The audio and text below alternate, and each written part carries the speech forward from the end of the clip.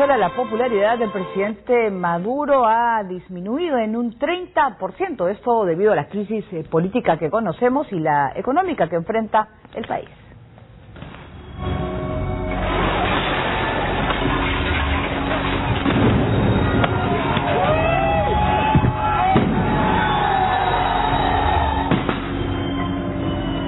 La doble crisis económica y política que atraviesa Venezuela es cada vez más profunda e irreversible. Con la producción cayendo en picada, los precios subiendo sin parar y los anaqueles de los supermercados semivacíos por la escasez, se empieza a convertir en un país inviable. Ante el avance de las protestas por la mala praxis gubernamental, la única respuesta que atinó a dar el gobierno de Nicolás Maduro fue la represión más cruenta de la que se tenga recuerdo en Venezuela. Así, a la debacle económica se sumó una estabilidad política inédita en los 15 años del chavismo. El 30% de caída en la imagen presidencial es un dato revelador, ya que evidencia el escaso crédito que le queda a Maduro para revertir la crisis. Ante una inflación que se acelera mes a mes, el gobierno aumenta el gasto público en vez de disminuirlo. Algunas alternativas que estarían siendo analizadas para minorar el gasto y mejorar la eficiencia de la economía sería el desarrollo de empresas mixtas y otros tipos de alianzas con el sector privado. El objetivo principal sería reactivar la alicaída producción. El interrogante es si podrán convencer de cambiar a Maduro y al ala dura del chavismo. Para algunos, eso sería posible debido a la sucesión de fracasos que han provocado las posturas más extremas. En este panorama tan oscuro lo ha trazado el informe del Bank of America Merrill Lynch, que habla del 30% de la caída de la imagen presidencial, pero también hay que preguntarnos, pues, ¿qué piensan los venezolanos? Porque tienen mucho apoyo. El chavismo representa, bueno, en las elecciones el 50%, ¿no? Sí, seguramente habría que preguntarnos y criticarnos cuál es el origen de esta información y estas encuestas. Sí, tenemos en cuenta que en casi 14 años de chavismo, pues, ha ganado casi todas las elecciones y siguen gobernando, y por más de que es verdad que existen algunas prácticas autoritarias que pues debemos erradicar de Venezuela, también es cierto que los procesos electorales, por lo menos hasta donde conocemos, han sido medianamente limpios y el chavismo ha ganado en casi todos, así que es un punto a resaltar. Ahora, esto no puede negar que hay una situación económica difícil en Venezuela y que es un sistema o un plan insostenible, es decir, hay una situación y un enfrentamiento que no solamente es una situación política, sino también es una situación económica, pero también política, hay una gran fractura en la sociedad. Entonces hay un enfrentamiento entre empresarios, gobierno, sectores de la sociedad civil, aquellos que se han beneficiado de los subsidios del chavismo, aquellos que no se han beneficiado, la escasez, la inflación. Estamos frente a un gran problema, y la pregunta que todos se hacen los sectores de izquierda como de derecha es: ¿Maduro está en capacidad de tomar acciones que de alguna manera permitan sacar a Venezuela de la situación? Soluciones que no son solamente económicas, son también políticas. Por lo menos hemos visto que en el ámbito político tienen muchas incapacidades, es decir, estas mesas de diálogo que se trataron, que se construyeron con la oposición, no han servido de mucho. Así que en el plano político vemos que ahí hay pues muchas falencias, y en el plano económico también. Claro, pues ¿cuánto tiempo tiene ya? 6, 7 meses con los superpoderes, y hasta ahora por lo menos no hemos visto nada de ellos, ¿no? No se han visto grandes medidas, ni grandes cambios, ni reformas. Además, a esto hay que sumarle una situación internacional que tampoco debe ser muy favorable para ningún gobierno, pues, que quiera salir de una situación difícil como la que encuentra Venezuela. Con eso no le estoy diciendo que la culpa es de lo que pasa afuera, sino hay una responsabilidad del gobierno, ciertamente, pero no estoy tan seguro que tenga la capacidad de tomar medidas realmente innovadoras en este momento para sacar a Venezuela de la situación crítica, económica y política que se encuentra. Muy bien, y vámonos con Colombia. Diversos expertos en política han coincidido que el proceso de paz podría verse afectado por las elecciones de este domingo. Vamos a conocer las razones en el siguiente informe. La segunda vuelta de la elección presidencial en Colombia pone en juego el proceso de paz con la guerrilla, al enfrentar a su principal impulsor, el mandatario Juan Manuel Santos, y a su crítico más feroz, Oscar Iván Zuluaga. Juan Manuel Santos, un liberal de centroderecha de 62 años, busca la reelección, decidido a acabar con un conflicto de 5 décadas con las Fuerzas Armadas Revolucionarias de Colombia, FARC, principal grupo rebelde de Colombia, con el que avanza en negociaciones desde noviembre del 2012 en La Habana. Para Santos, el fin de la insurgencia permitirá liberar el potencial de Colombia y aumentar la inversión en salud y educación, pero en especial mejorará la vida de los más desfavorecidos. en un país donde 1/3 de los 47 millones de habitantes son pobres, a pesar de un crecimiento superior al 4%. Óscar Iván Zuluaga, un derechista de 55 años, del fin del expresidente Álvaro Uribe, ha sido un duro opositor a los diálogos de paz con la FARC, aunque matizó su postura tras ganar la primera vuelta el 25 de mayo, cuando obtuvo el 29,3% de los votos, frente al 25,7% de Santos. El domingo, los colombianos deberán decidir entre una paz negociada sin condiciones, como la ha planteado el actual gobierno, o una paz con condiciones, según Zuluaga, quien catalogó de electorero el anuncio de los acercamientos al ELN.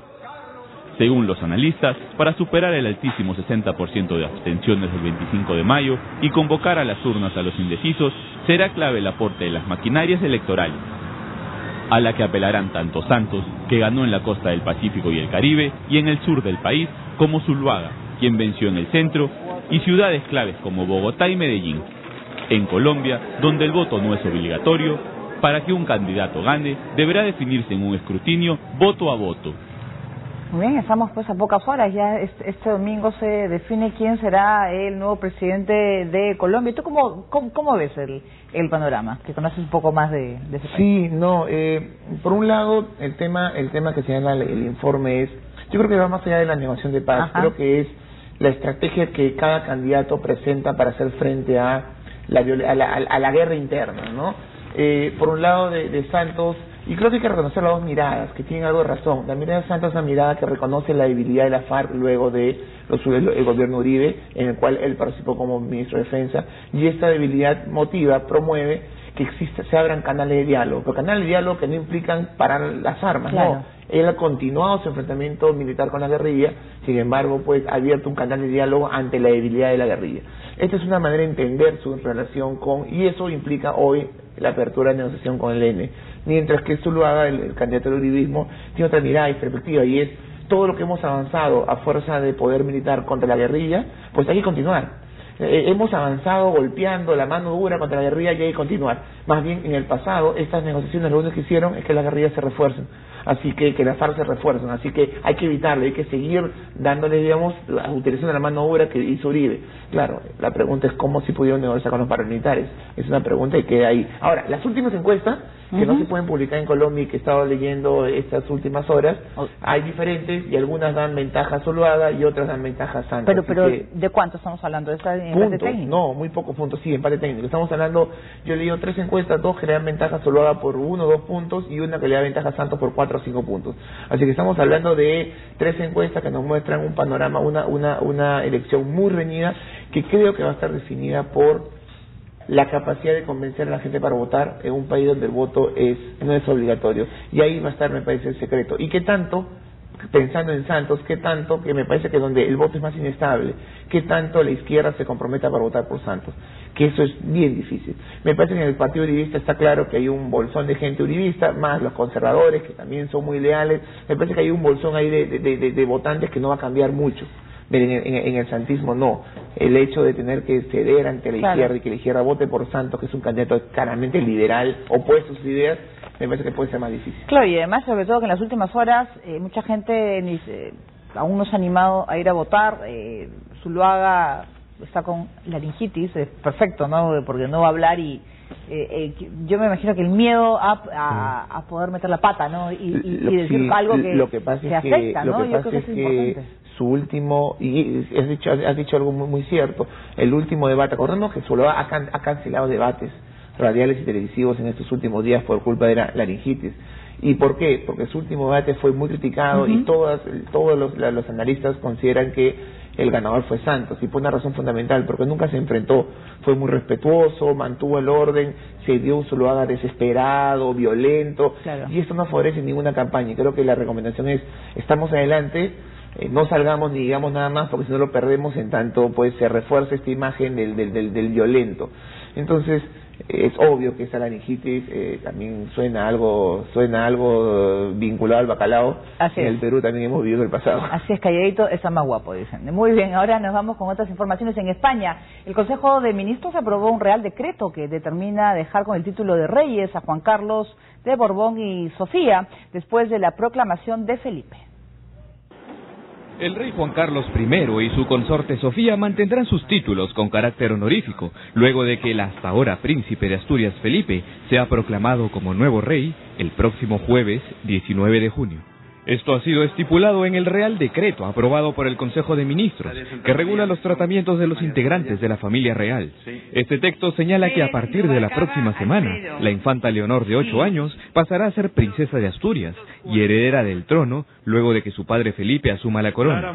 El cambio de condición de la hija del futuro rey también generó controversia esta semana, sobre todo después de que entre los republicanos se difundiera el rumor de que la niña ganaría más de 100.000 euros al año. Esto, sin embargo, fue desmentido inmediatamente por la Casa Real de España, cuyos representantes aseguraron que la próxima princesa de Asturias no ganará nada hasta que sea mayor de edad. Por el momento continúan los preparativos para la ceremonia de proclamación de Felipe, que será el jueves 19 de junio. En esta participará la reina consorte Sofía, la infanta Elena, además de las infantas Pilar y Margarita, hermanas del rey. La infanta Cristina, por su parte, ha sido excluida de la ceremonia por el caso Noos, de presunta corrupción política. Finalmente, Juan Carlos ha decidido no asistir a la proclamación, según el Palacio de la Zarzuela, porque quiere darle el máximo protagonismo al nuevo rey. Muy bien, y luego de ser liberado tras enfrentar cargos por un presunto delito de financiación ilegal para su campaña electoral en el 2010, el alcalde de Venecia, Giorgio Orsoni, fue obligado a renunciar por presiones del Partido Demócrata, agrupación a la que pertenece. Como se recuerda, el pasado 4 de junio, Orsoni fue detenido junto a otras 34 personas por formar parte de una red de corrupción que habría realizado actividades ilícitas durante la ejecución del proyecto Moisés, un sistema de diques para frenar las inundaciones de la ciudad. Producto de estas ilícitas negociaciones, Orsoni habría recibido cerca de 110.000 euros para financiar su campaña política. Ante el escándalo, el primer ministro Matteo Renzi lo obligó a dimitir.